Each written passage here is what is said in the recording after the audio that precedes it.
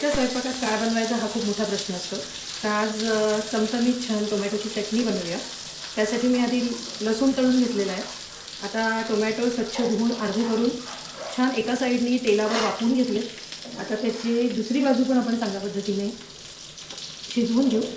असं केल्याने त्याची टोमॅटोची साल खूप पटकन बाजूला होते. आता हे असं टोमॅटोचं साल आहे ना, हे असं सगळं बाजूला करायचं. परतलेले लसूण टाकायचे. क्रशरनी असे टोमॅटो क्रश करून घ्यायचे. थोडी हिरवी मिरची आणि एक मध्यम आकाराचा बारीक चिरलेला कांदा. मऊ शिजण्यासाठी थोडंसं चवीनुसार मीठ टाकायचं. हळद चिमूटभर, थोडीशी कढीपत्त्याची पानं आहेत.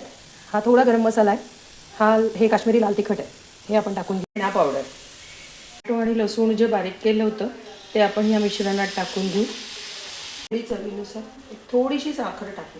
कोथिंबीर घेऊ घालून आणि 1-2 मिनटं ह्याला फक्त वाफ यायला ठेवू. तयार आहे.